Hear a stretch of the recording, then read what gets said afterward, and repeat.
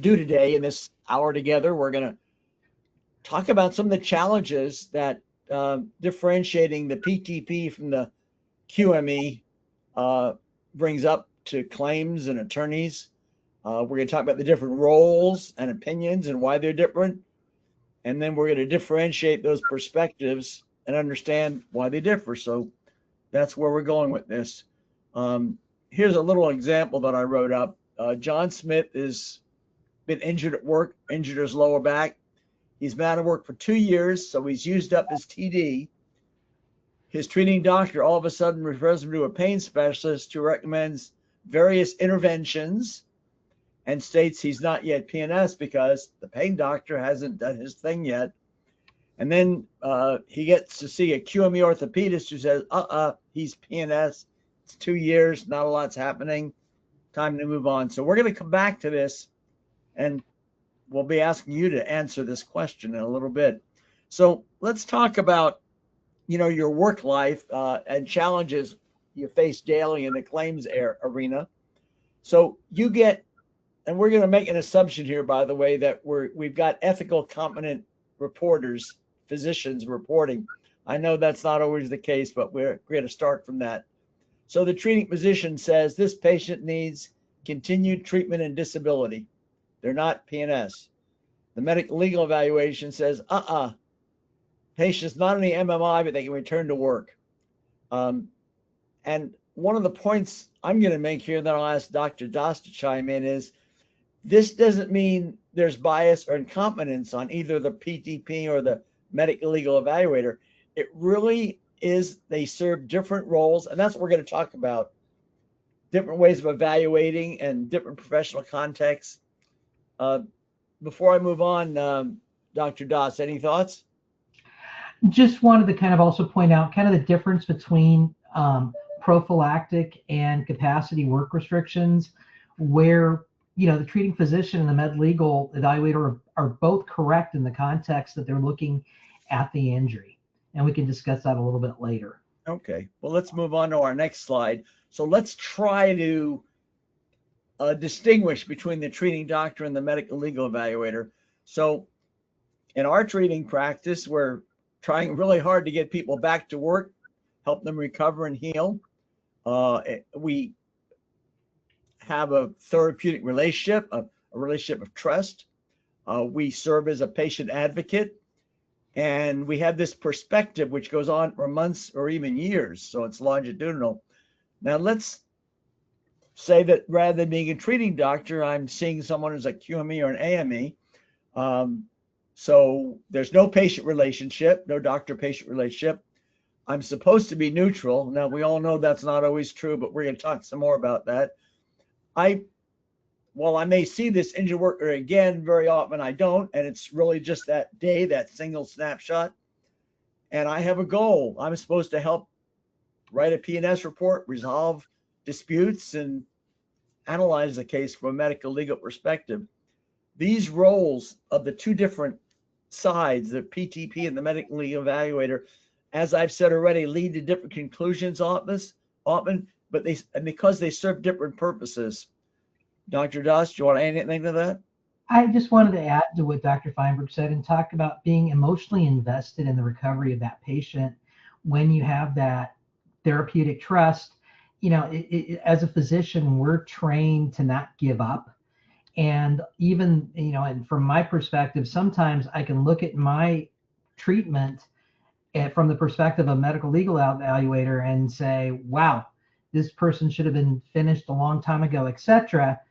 But there's that emotional investment where you understand and are concerned about that person getting back to work, etc., in terms of the goals. So I just wanted to emphasize kind of what Dr. Feinberg said.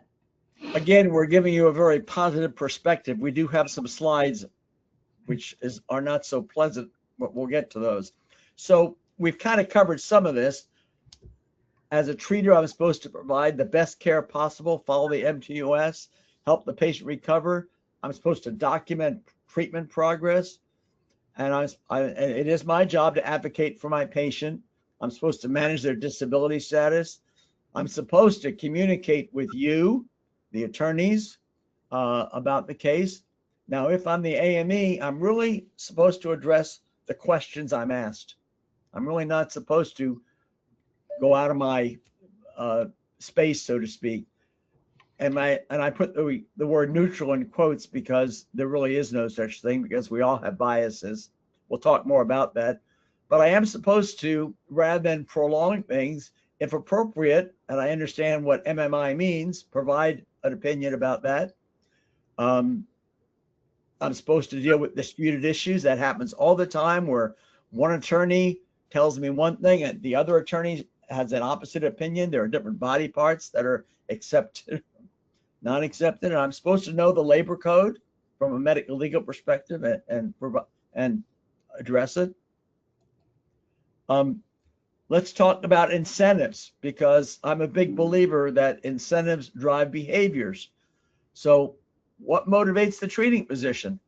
Well, we are trying to keep our patients happy and trust us, so they keep coming back. And if they go back to their attorney and say, I hate this doctor, I want to change, that's not healthy for our practice or future referrals.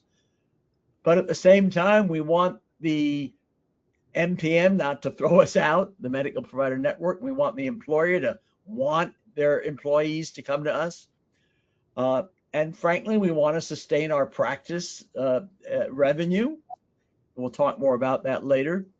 We always feel better and do better when our patients recover and go back to work and get better.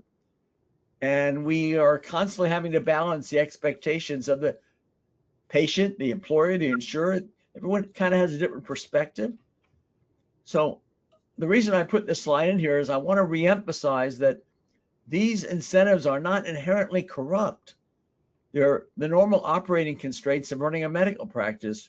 We're trying to help patients, but we're also trying to maintain a viable practice. Raj, do you have an input on that before I move? I do. One of the things I want to say is most of us go into medicine not to get people MMI. That wasn't what we were treating. We're kind of trained to diagnose and treat. And if things aren't getting better, we keep treating until we get that desirable outcome. And it's kind of hard to kind of acknowledge that we give up. And I think that's one of the things that motivates a treating physician. And it's also innocuous. And like Dr. Feinberg states, that's my 2 cents. So let's talk about the medical legal evaluator, whether it's a QME or an AME. We want to be respected. We want to maintain our reputation for being reliable and impartial.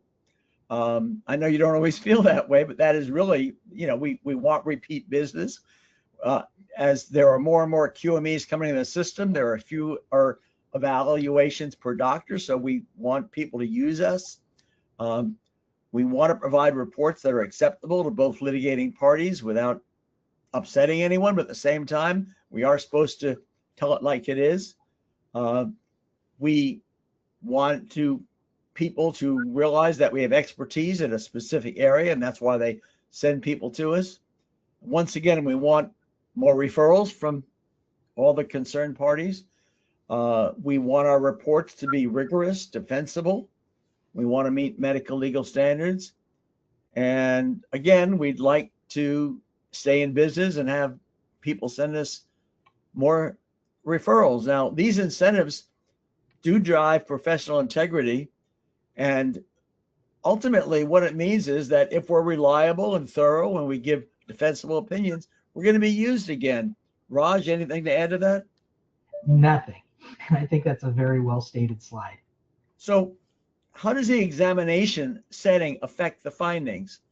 So this is a little, maybe a teeny bit repetitive, but I can tell you that patients in our office here are familiar with us. They're in a relaxed setting. They trust us. We see them multiple times. We have this trust relationship. It's a very low stakes, friendly environment. But think about when someone goes to a medical legal exam. Now, hopefully, if they have an attorney, the attorney is okay with the exam and supports the evaluation. But for the injured worker, they haven't been there before. It's unfamiliar. It's high stakes. I can say someone's permanent and stationary or not, or give them a low rating or a high rating. It's a single visit. I have no relationship prior or ongoing with this individual. In that sense, it's kind of a high pressure environment. So it's important to understand that people behave differently, injured workers, in these two environments. And while malingering is a true thing, and people do lie, often what we see in a medical legal setting is symptom magnification. Someone's trying to convince us about how disabled they are. We want to make sure we understand what's going on. Raj, do you want to add to that? Well, I do. I think in terms of just being heard, a lot of times during the medical evaluation, Dr. Feinberg has a lot more experience than I do. A lot of times they feel this opportunity to speak to somebody in a less time pressured situation, whereas the treating physician, it is patients relaxed, but it's also, in terms of very functional in terms of what are we going to do next. Whereas, the med legal doctor is trying to get a story. And I think that kind of, is a little bit of a positive, and that gives them the opportunity to say a little bit more as well. And it's not as pressured in terms of just getting out the salient features of, what's going on with them. And so I think that's one of the positives of the medical legal exam in this context. And I don't know if Dr. Feinberg kind of sees it the same way, but from talking to him, I believe that he sometimes has the opportunity to kind of help set the patient in the right direction. So this is a little bit duplicative, but a little bit different twist. Once again, as a treating doctor, I see someone over a long period of time. I get a better sense of them. A lot of direct contact. I can observe patterns and progression, see their day-to-day functioning, where versus the medical legal evaluation, which is much different. Frankly, and I teach this, all over the country to doctors. It's really a challenge. You get to see someone for 30 minutes, an hour and a half. And in that amount of time, you've got to figure out why they're there. And it's not always the pathology that drives them to your office. They may be upset about something. They may have a bad marriage. They may have been abused as a child. They may hate their job. So there are all kinds of things that, we try to tease out during a medical legal evaluation that may be obvious to the treating physician. So does more time mean a better opinion? Well, not necessarily better. The PTP does have this longitudinal insight, but in a medical legal evaluation where, while I care about the injured worker, I'm supposed to be neutral and, I'm going to be a little more objective and use standardized methodology. Raj? Now, I'm learning from you, Dr. Feinberg. I agree. I just think that there's advantages to both situations in terms of doing an assessment for the patient. And I'm not saying that one's better than the other. I think that as a treating physician, you tend to have a little bit more of the bias in patient advocacy, of course, because like I said, you're emotionally invested in their recovery. And that's not, the role of the med legal evaluator. And sometimes, it kind of depends what the goal of the patient is in terms of, do they want to get back to work full duty? Are we advocating for that? Or, is the med legal evaluator can look and see, what, there really isn't any chance of anything here, being more realistic rather than the treating physician who really doesn't want to give up. And, Raj, I saw someone this morning for an AME who the treating physician has been treating them for quite a while. And, there's actually an argument that this individual is not PNS. And then the gentleman said to me, would you please write a final report? I want to get out of work comp and settle my case. So, every case is different. Just interesting point. Let's talk about the differences without the evaluation methodology and documentation. The treating physician basically tends to take the individual, the injured worker, at their word, writes progress notes, really focuses on their subjective complaints, looks at the treatment response, writes up, for the medical record. Now, the medical legal evaluator, the QME, does a records review. And, you know, in fact, Raj and I Dr. Das and I had a conversation this morning. What do you do when the injured worker gives you a story that doesn't match up with the medical records? Well, you know, medical records don't always have the truth. Doctors miss things. Sometimes there are some occupational clinics that tend to be a little biased and don't recognize things. I can't tell you how many times as an AME or as a regular physician for the judge, I see someone where the treating initial doctor said it wasn't industrial, but if you really look at the medical records from the physical therapist and the history, it really was. And so those are some of the differences we see. Unlike the treating physician, I'm going to provide a structured report, but I'm also going to look very hard at the objective findings. And, you know, the patient may say they can't do anything, but, you know, in fact, I'm thinking of one time where, you know, a patient comes in with crutches, and then I watch them leave my office. I look out the window and they're walking, holding them up in the air. So, you know, like, you know, there's really a different approach as the medical legal evaluator. I'm looking at legal standards. I'm writing a report for legal adjudication. So just a difference. Now, in California, this is very interesting. At least on paper, the AME opinion counts more than the QME opinions and greater than the PTP. But you notice I put the word "but" in highlight and caps letters. I underline it.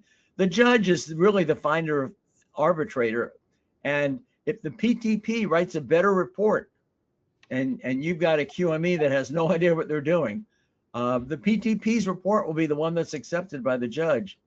So while the QME or AME is given considerable weight, the treating physician is just as important, has clinical credibility because of a longitudinal observation we talked about. And so once again, a PTP may do a better job with on a report if they what? Provide substantial medical evidence, provide the how and the why, and their story makes more sense. Raj, do you want to add to that? Well, I think kind of the key element too is like the best deal is when you get a treating physician who's also a QME that kind of understands what people are looking for. And I feel that my reports for PNS have actually gotten a lot better because of the extensive education working as a QME. You know, the part of it that's an issue is in terms of apportionment, obviously, as a PTP, you don't have as much information available typically. You don't get the whole scope of the medical record. So I see apportionment as being kind of an issue that probably won't be addressed as well by the PTP as it would be by the QME, unless that information is provided and then the PTP has adequate time to review and consider all the information. Yeah, we'll get into that a little bit more in the next few slides. That's an excellent point. So what do you do as the claims person or the attorney when the PTP and medical legal opinions just don't agree? Well, based on what I've said already, you know, the PTP tends to suggest a longer needed duration of disability, further treatment, injury caused all the symptoms, which may be questionable, tend to give higher limitations, say they're not MMI, whereas the medical legal evaluator tends to give a faster timeline to recovery, even says that enough when it comes to treatment, either reduced or ended. It's not unusual for the QME to say, look, I appreciate that the PTP thinks every body part is involved, but that's not supported by the medical records. The QME, trying to be neutral, may actually see that a lot of the complaints are subjective and not objective and provide a higher functional capacity and less disability. And of course, describe MMI. These are predictable. These are not things that should upset you. This is just the normal course of life based on the biases. that these doctors have. I would also add, though, that I think that the med legal evaluator has probably a better understanding of the labor code for attributing causation or aggravation or compensatory consequence, rather than the treating physician, who may just echo what the patient says in the course and not really kind of critically think about this as much as the med legal evaluator would. And facing someone every week, and when you try to give restrictions of, let's say you can lift 20 pounds, and they say, oh no, it hurts too much to try that, it doesn't necessarily get included in the report, but then you reduce the restrictions to 10 pounds. Whereas the med legal evaluator has a little bit more distance and kind of can look at the record a little bit more objectively too. So that's my 2 cents comparing the two. So when do you, as a claims person or an attorney, decide to ask the PTP to write a P&S report? Well, frankly, if it's a simple case, person's going back to work, why would you want to get a QME report? It takes longer. The PTP can write a report and get the case resolved. You may get a really crazy QME report, maybe is unfavorable to your what you believe to be the case, or it's inadequate, and the PTP may rebut that report. Applicant attorneys typically do that. They ask the PTP to write a report. They'll often tell the PTP that there's a dispute, and that lets them bill under the medical legal fee schedule. But as I said previously, ultimately the judge makes the decision. Now the problem is the PTP may be inexperienced in writing a QME type final report or P&S report, lack the time, lack the focus on the medical legal issues. And like it or not, there is no billing code for a PR4, so that there's a wide range of what people will pay for these examinations, these PR4s, but it's markedly less than a low level medical legal fee schedule QME report. So one of the things you can consider doing on the claim side is to ask the PTP to write a report. And if it's a doctor you trust, you may want to give them authorization to bill under the medical legal fee schedule. Yes, it will cost a little bit more, but they're going to put more time into it and probably do a better job. What do you think, Raj? I echo that 100% in terms of, investing the time and the effort, especially when you've got multiple body parts that need to be addressed and there's permanent work restrictions and permanent disability.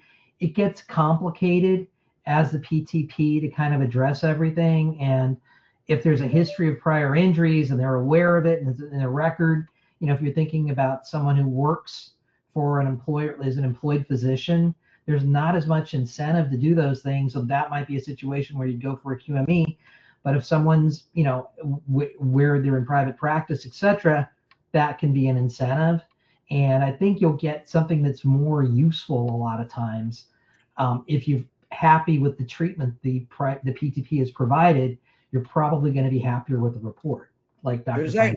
Raj, there's another problem. I talk to a lot of PTPs that either don't want to do PR4s, or they work for an entity that doesn't pay them any more to do the PR4. Yeah.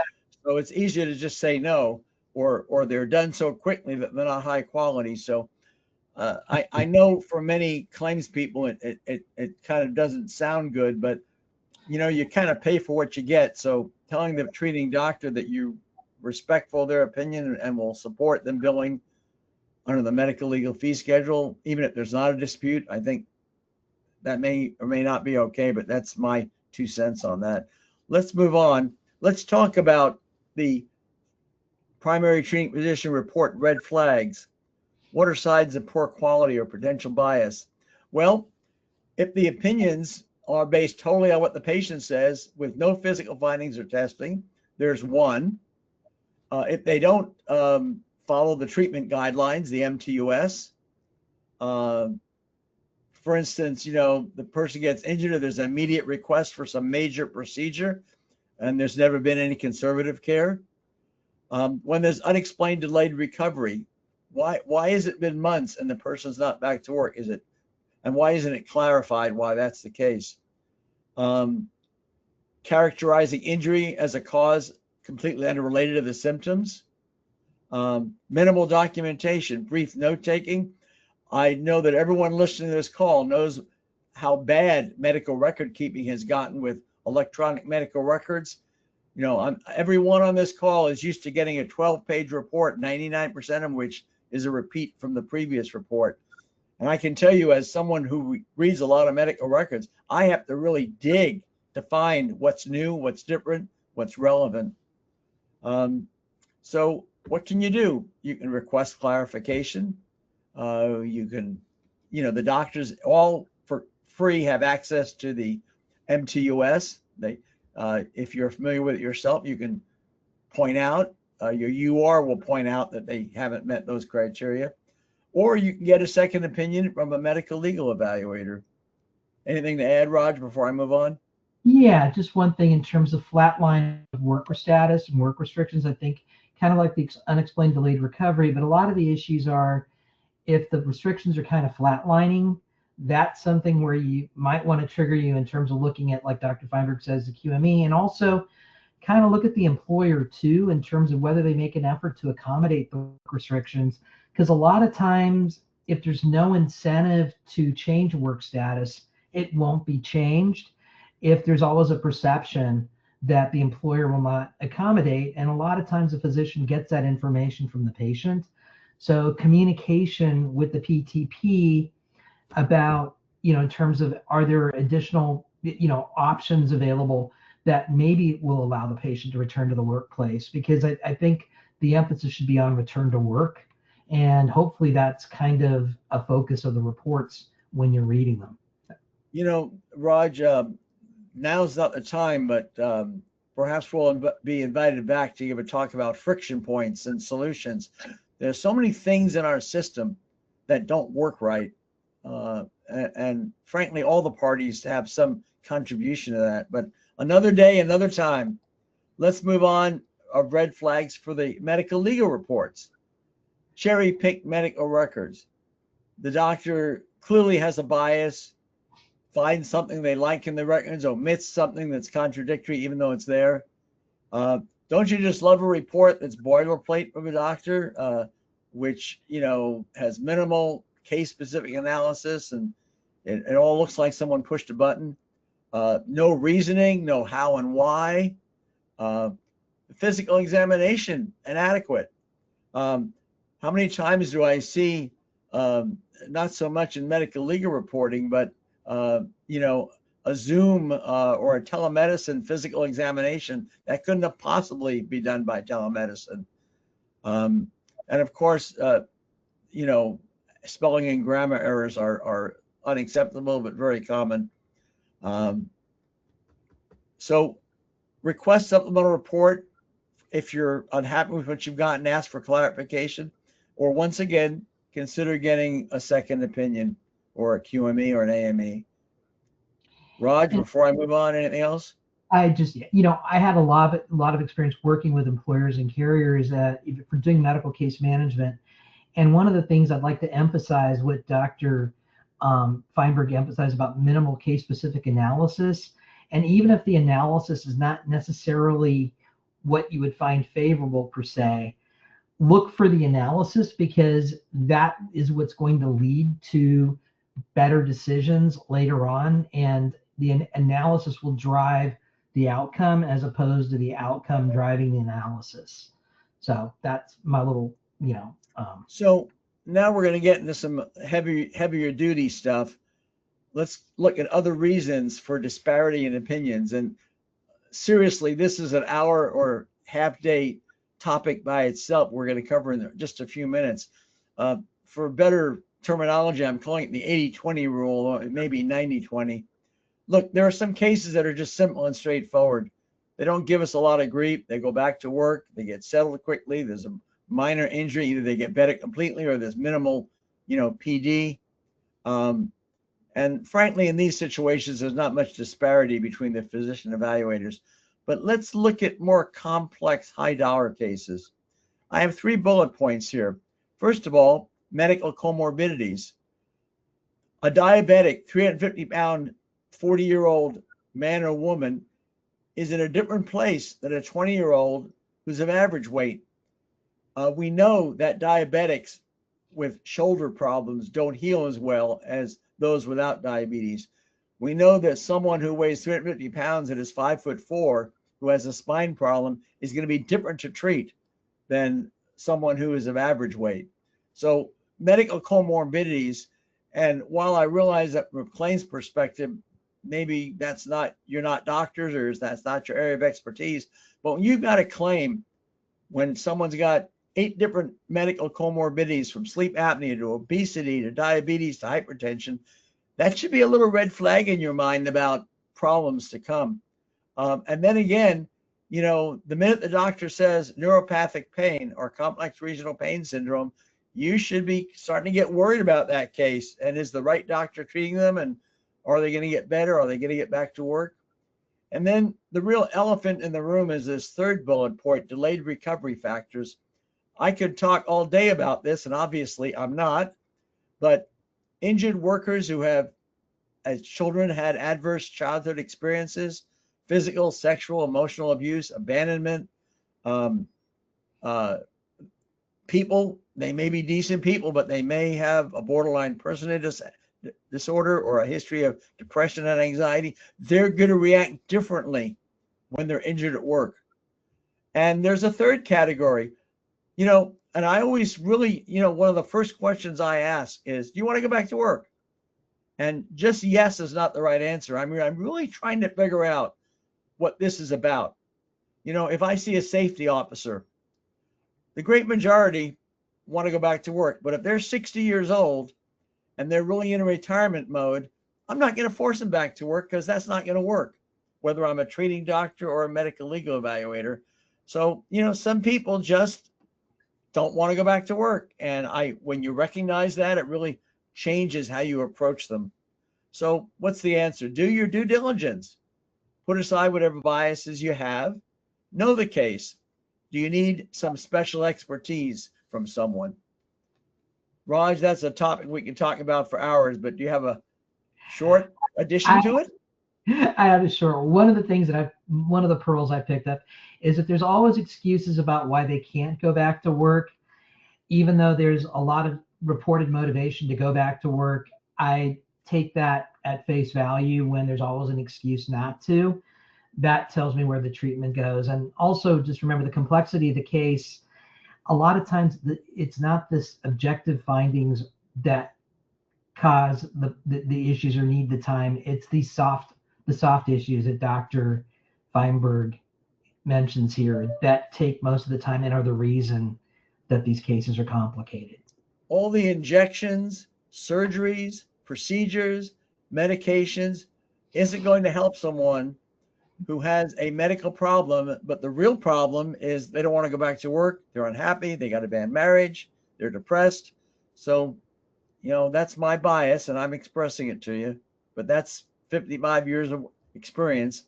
So now this is kind of a little bit of an ugly slide, what I call the uncomfortable realities. I talked to you about incentives driving behaviors. Well, let's talk about it because it's real. You know, many treating practices glom onto those patients. They're an ongoing revenue source. They get seen every 30 to 45 days. Nothing really happens over years of treatment. But, you know, there's I can't tell you how many patients come into my office and I say, when's the last time you saw the doctor? The first visit 2 years ago. They've been seeing a physician assistant or nurse practitioner, and they do a good job. But if the records everyone looks exactly the same, that's a problem. Insurance disputes. You know, there's a role for applicant attorneys, but they do get paid based on the amount of the claim. And very often the patient gets sent to the wrong doctor by their attorney, and the case becomes a very adversarial. I'll just put that out there. I'll say the same thing when I go to an applicant attorney meeting, so I'm not being disingenuous. The doctor will talk about pain and disability and justification for continued treatment despite the fact that everything hasn't worked. These aren't necessarily corrupt, but they're real. This is what happens in a doctor's office. You know, you've got 15 or 20 or 30 minutes, whatever you've allocated, and frankly, and I'm going off track here a bit, I personally think that these telemedicine visits, while great sometimes, so the patient doesn't have to drive a half hour, an hour to see their doctor, sometimes they're kind of superficial and not very valuable. But let's talk now about the QME medical legal incentives.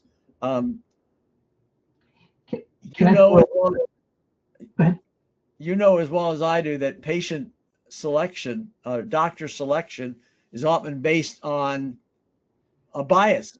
You know, the applicant attorney, whoever hits that button first at 5 p.m. on Friday, may get to pick the specialty or you know, let me give you an example. I see a lot of injured workers who come in here unrepresented. You know what I say to them? Have you talked to an attorney? And they kind of smile. They say, yeah, but I haven't signed on yet.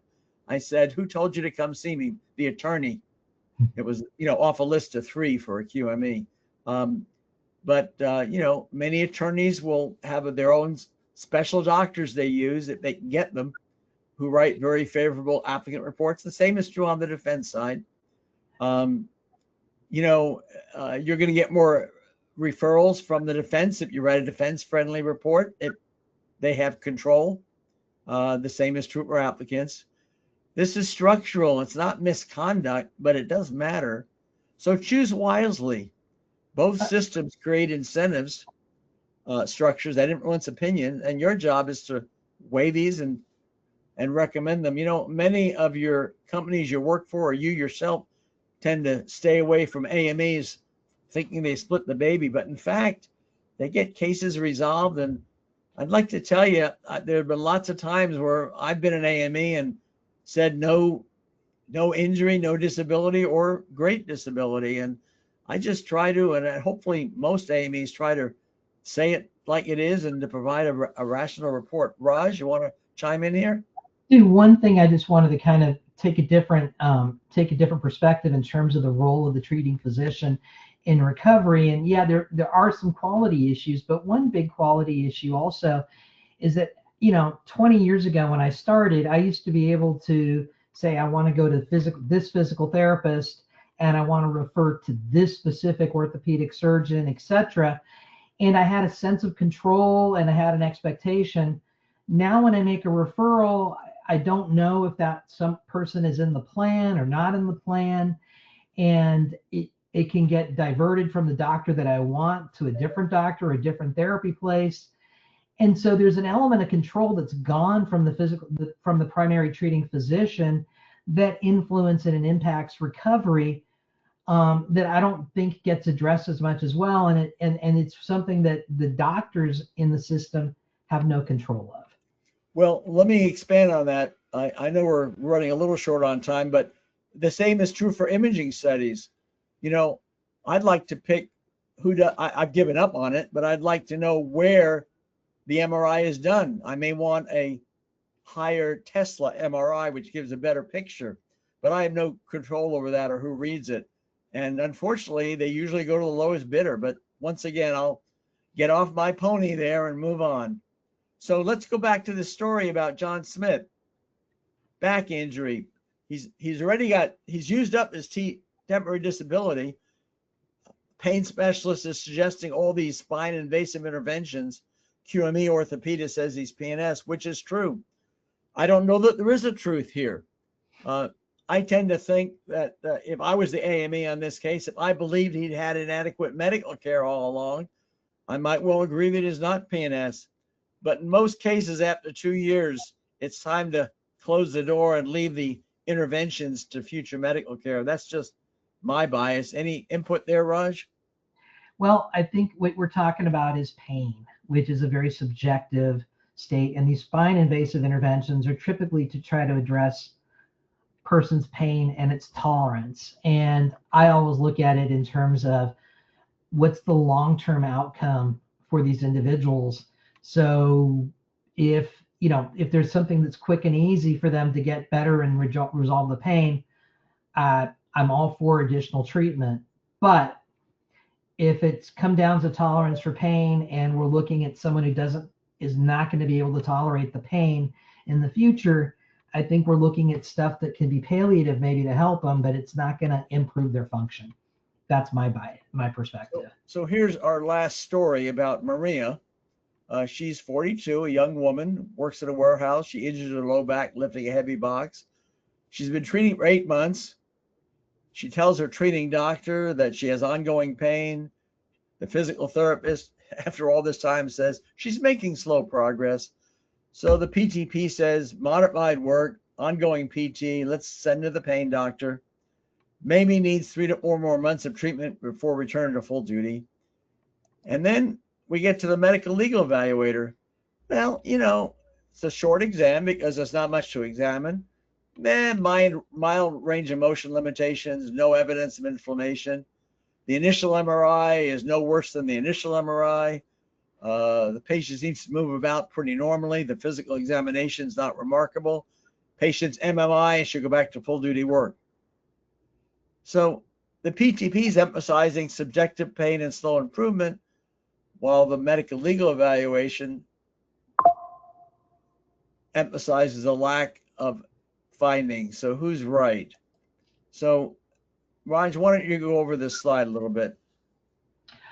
Okay, so I think in terms of what we're asked to do is kind of look at like the evidence-based medical guidelines, which is EBM, and typically we're looking at the medical treatment utilization schedule and what is supported and recommended treatment. So typically there's about 12 sessions of physical therapy. Epidural steroid injections are recommended in specific instances. The imaging study's already been done because the patient's experiencing delayed recovery. And so then the issue comes down to, in terms of what Dr. Feinberg kind of mentioned earlier, and I think is probably the most important aspect of this, is what does the patient want? And and so in terms of trying to elucidate the slow recovery, he talks about psychological factors.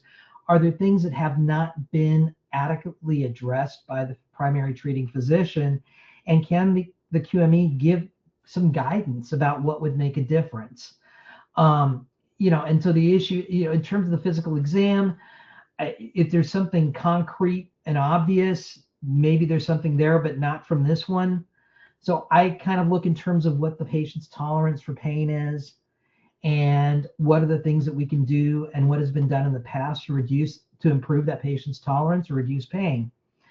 So I kind of think you're looking in terms of checking off the boxes to a certain extent. Has adequate treatment been provided based upon the MTUS, medical treatment utilization schedule? Yes or no? Are there any red flags or any conditions or something else that's not been addressed by the PTP? Yes or no? And do your physical exam findings as a med legal evaluator show something that's been missed? Is range of motion critical for this particular job? Is there weakness? Is there overrepresentation in terms of pain by palpation, etc.? Can and so what is the motivation for the slow recovery? Is it because they're doing the wrong exercises in physical therapy and there's a misdiagnosis? Can the QME kind of put them on the right chain? So I think there's, as Dr. Feinberg said, there's no easy answer to this question. The issue is, does the QME have something to add or different to keep the treatment going? Or is there nothing else that can be done, and the QME has to kind of apply the labor code? Dr. Feinberg?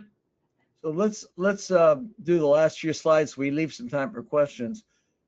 This slide is really just for you to look at what issues you're addressing. So is the report complete? Is it addressing all the issues? Were the questions answered? I know what I do is I copy the questions out of the letters I get into my report frankly, to remind me to answer them when I see the injured worker or when I do my report.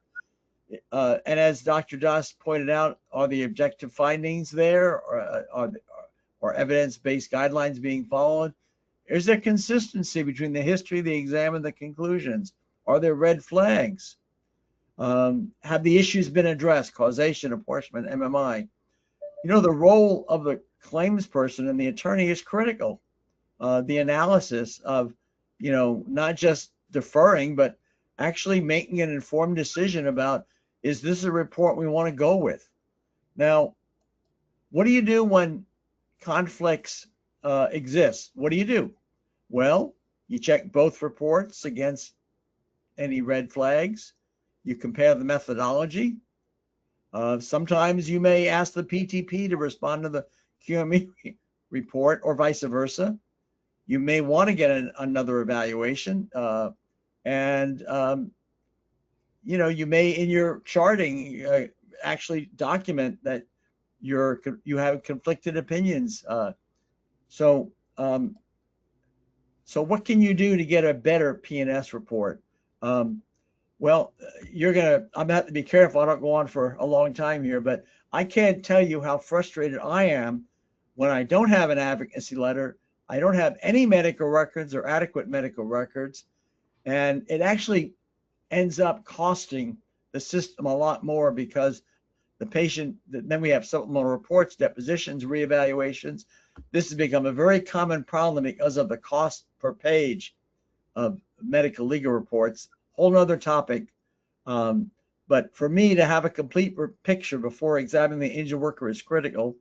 One of the things I mentioned before, authorize the PTP to use the medical legal fee schedule to get paid a little bit more, but also don't be hesitant to go to a quality AME. I cannot tell you how important this is, and we're not going to harp on it any more than I just have. But let's go to kind of near the end here, the different takeaways for this talk. The differences between PTPs and medical legal evaluations is structural and predictable. It's not necessarily an evidence of bias or error. The context shapes the conclusions we've talked about today. And you have to be critical in your role to analyze both the PTP and the QME's report. Before I do the last few slides, Raj, do you want to add anything to this? Nope, not at all. So this next slide, I'm just going to go through. It's part of your handout. It's much too busy. But what I did was I put all the opinions onto a handout for you, and it is in the handout. So I hope we've been helpful. Now we'd like to see if you have any questions. Raj, are there any questions? Not yet that are popping up for this, that I can see yet. Yeah, I'm going to do. While we're waiting, okay. Go ahead. While we're waiting for the questions to come in, one of the points I kind of wanted to make too, that kind of hit me as I was reading your slides, is that, you know, one of the things that the independent medical evaluator, the QME, has an advantage of over the PTP is they don't have to engage in conflict. A lot of times, if you're trying to increase someone's work status or trying to do things to kind of push things in the right direction for that employee, that's in their best interest, sometimes it's conflictual, and it's a little bit more challenging as a doctor when you're there to advocate, to also be in that perception that maybe the patient doesn't feel you're advocating for them when you really are trying to get them, you know, employed, keep their employment, etc. benefits. So that's one of the advantages of the QME, I think, in terms of that distance. You know, Raj, I know that I don't do a lot of them, but sometimes the claims examiner or the defense attorney will actually ask me to review a file. And I don't think it can be submitted to the judge necessarily, but it helps the attorney in a deposition or how to respond to the position to get some medical input. The insurance companies that have medical directors can be very helpful in that regard as well. I want to echo that. So if we didn't get any questions, I think we're done. Come on, guys, you must have, can we ask them questions? Sure. There's one question. There's one question. Do you want to take it, Diane? You can see it. Actually, I can't see it right for a second. I see it. Thank you. Excellent presentation. Thank you, speakers. Okay, so let me get some glasses on so I can read that to you. Hey, Diane, I've got it. It's saying it's challenging when you have a quality PTP. Let me see, and send it to a specialty. Let me open it up. Is it challenging when you have a quality PTP and send it to a specialty and they begin to request more diagnostics, then refer to other specialties? This happens with many litigated claims. Well, that's a big problem in our system. I'm very involved, as is Raj, in the WOMA, the Western Occupational Environmental Medicine Group. And I'm a strong believer that the PTP should maintain control and not just turn it over to a specialist, because these claims get out of hand. I mean, some of those referrals are not even appropriate. There's no easy answer. Each claim is unique and different. I don't have any other comment about that. Raj? Yeah, I mean, obviously, it's a situation that, as from the claims standpoint, you have no control over, and then the issues in terms of trying to figure out, what's going to be added to is it going to be additive and helpful for the injured worker? And I echo that, and I wish I had an answer solution to kind of. Not to go out on a downer here, but there are so many bad QMEs out there, or QMEs that have no idea what they're doing. We're getting more and more in the system. I run a messaging board for about 400 QMEs, AMEs, and some of the questions we get just kind of blow me away. That how can you even ask that question? It's a constant battle, and if you let it make you crazy, then you're not going to be healthy. In our treating practice, it's frankly very frustrating. And to me, it's one injured worker at a time. And I won't hesitate to get on the telephone and call the claims person and say, look, let's work together. Let's make this happen. I get the applicant attorney involved too. The system is very problematic, but we just have to do the best we can. Steve, absolutely. We do have another question that you're going to like quite a bit. It's basically asking about how should the adjuster frame the questions that they want the QME to address in a supplemental report. How would you like to see it formatted? How would you like the questions? How do they get the information that they need from a QME and make it as easy as possible for the QME to give? I'm a huge advocate of advocacy letters. I mean, I want to, I don't have to like what you say or believe what you say, but I really would like you on the defense side and the applicant attorney on the applicant side to tell me what you think. It may be poppycock. It may not make any sense, but just send me a letter. Tell me what you're thinking. It's an advocacy letter. Okay, we do have some other questions. So Kurt, do you want to ask that? And because I see they're coming through now. Okay. And then as you mentioned, applicant referrals versus defense, does the QME AME offices take note on who the referral comes from? We have an ADR where each side can obtain a QME. Very different reports arise from each side having to negotiate in the middle. Well, there is no such thing in the middle. We should all just do, good reports. But the reality is, remember the old system? I was around long enough where, the defense were getting evaluation, the applicant would get an evaluation, and they looked like different patients. Just totally different opinions, and then they'd settle in the middle, I suppose. It's just, and I do a lot of ADR cases. Not everyone, some of these systems do have an allowance for the old applicant and defense reports. That's just a problem. I mean, I know there are defense attorneys and claims people and applicant attorneys that won't use me because they don't like what I have to say. But, I really feel it's my job to just provide a rational report and, something that's defensible and makes sense that the judge likes.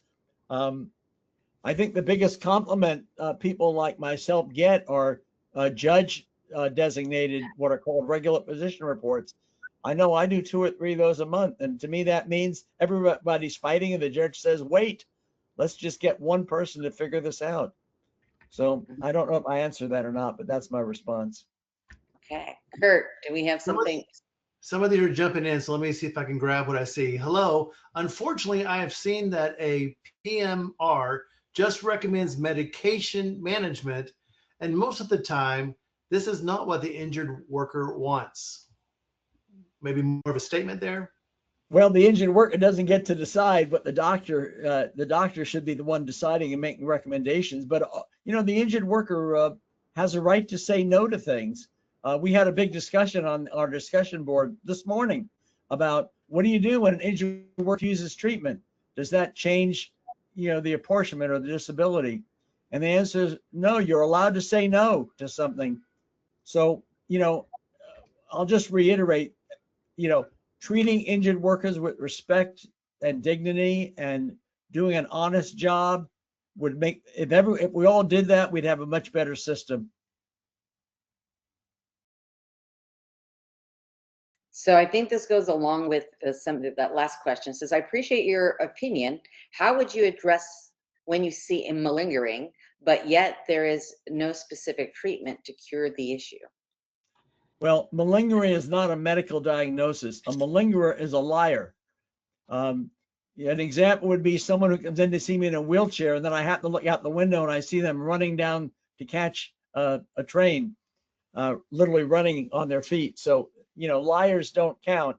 Someone that says they can't sit more than 20 minutes, and then you see videos of them in a casino for 4 hours not getting their butt out of the chair. I mean, that's not okay. But as a pain specialist, we see a lot of people who exaggerate a bit and have, symptom preoccupation. And the approach to those people, unfortunately, many doctors don't understand that traditional meds, procedures, surgeries aren't going to help them. You really need a little bit of help from the psychologist, perhaps a functional restoration type of effort to look at the whole picture. I've got a comment here. It says, gone are the days where a doctor evaluates an injured worker for the love of medicine, said, but it's about the money. Well, there's some truth to that. It looks like I went blurry here, but I won't try to fix it at this late stage. I'm not fading away, folks. I've been around a long time. I'm still working, and my wife doesn't want me home during the day. So as Diane knows, I can't retire. I got another comment here that also happens with FRP programs. Many injured workers I talk to don't even want that. Well, if they don't want it, they certainly shouldn't get it. But as some of you on this call know, the FRPs have gotten out of control, and a good FRP will be very limited in who they take and should have a very high success rate of return to work and getting out of the system. I was actually on a phone call for an hour this morning about the FRP problem. For those of you that don't know it, the chronic pain MTUS guidelines were rewritten extensively to really tighten up the FRP guidelines so there was not so much outright abuse. That is our questions. Now we got you on mute. Sorry about that. My doggy was barking earlier. Dr. Dawes, is there anything you'd like to add? I know Dr. Feinberg did a great job addressing them, but maybe you want to say something also. I also just wanted to add that the concept of the functional restoration program is phenomenal. I worked as a medical director for and claims, and the concept in terms of addressing delayed recovery, having a cohesive approach that addresses specific issues in an injured worker is great. The issue is in terms of execution, and I think that's where everyone's kind of having the trouble, is kind of finding the execution in the FRPs. And Dr. Feinberg knows me in the past. There's certain FRPs that I've liked that I think actually do execute well. The other issue too is in terms of, people talk about you get an opinion based upon the referral, who the referral is. I would argue that they're referring that it's directed by the referral, meaning if an applicant attorney referred to somebody that they don't typically refer to, they get the same response that QME always gives to everybody.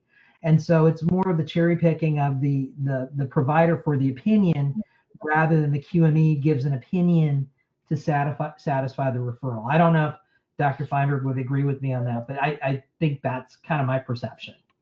Well, gentlemen, let me ask you a quick question. Is there enough information on the RFP problem and the program to do an hour webinar, 50 minutes? Somebody's asking, they would love to have more information. So I'm just wondering if it's an hour's worth. And You know, Diane, that's so interesting because this morning we decided we need to put on a webinar about the new guidelines and how, ultimately we want injured workers to get better and get back to work. But an $80,000 pain program when the injured worker doesn't change at all or says, oh yeah, I feel better, but I'm not back to work is unacceptable. And so I think that I'm giving you a long answer. Yeah, I think that'd be a great idea. well, we would be happy to host that. So if you would let me know when your PowerPoint is done and your presentation is ready to go, we would be happy to host that here at MacroPro. We do webinars all year round. It's not just during the holiday season or the back to school season in June. So we would love to do that. All right, Kurt, you see no more questions? What is the timeline for an FRP is one question that came out. Well, the way we do it in our offices, we're extremely selective to start off with, and the max we ever go is 6 weeks. But we had a young woman, meaning in her late 30s. To me, that's very young. A police officer who was on a lot of medications, and she'd avoided back surgery because she did have some findings. And we put her through a 4-week program, took off all of her meds, just beat her up, put her on the treadmill, had her lifting weights, and she went back to being a police officer last year, and she's still there. So that's what you're looking for, is that kind of outcome. Yeah, and I think the timeline issue really comes down to, are the people getting better? And you kind of have to drill down, because I do a lot of utilization review in terms of extending the participation in FRP. And the kind of the issue is that they set the bar very low, and then you kind of advance. And so you look at someone who's 2 weeks into a program and they can lift 5 pounds, and their job requires a 50-pound lifting. Probably they're not going to benefit from too much more, because what are they doing for them in that program? So it's really going to be kind of specific about the particulars of the program. As a group treatment, individual treatment, the quality of the therapist. A lot of the programs you'll see, they have on-site physical therapists that are treating them, and they don't get any better. And then it's the same therapists that are providing treatment in the FRP. And then you're asking yourselves, what's going to be the difference? It's just they're doing it together and they're going to get better all of a sudden. So that's some of the questions that you can kind of look to see in terms of what the timeline is. We've gone over a bit, so we should stop. But anyone that has any questions, you've got our email addresses. Delighted to respond and correspond with you. Excellent. Well, thank you both very, very much for your great presentation. Looking forward to hosting the other presentation when you have it done. Kurt, thank you for being my backup. We got a little bit of wind, not too much rain, so we seem to be safe here for right now. All right, for those Jewish people that are celebrating Hanukkah, we certainly hope that you have a beautiful and blessed Hanukkah season. Your eight nights, may they all be magical. And for the rest of you, happy holidays, and we'll see you at the next MacroPro and Web Friends webinar, which, by the way, is tomorrow. So if you have not yet registered for the programs for the rest of the week, please do that. Tomorrow we're doing When Physical Injuries Play Hide and Seek with TBIs in Psychology. I think that's going to be fascinating. I think that's going to be a great topic. And then we're going to be doing Cracking the Code on how claims management shakes it up to combine the loss ratios. So all really important topics. And then lastly, on Friday, we are doing one on AI and claims. So it'll be interesting to see how many of you guys are already using AI, if you're using it on your own, if you're doing it through your company. So we're looking forward to that. All right, until tomorrow, thank you all very much. Bye-bye now. Thank you. Bye.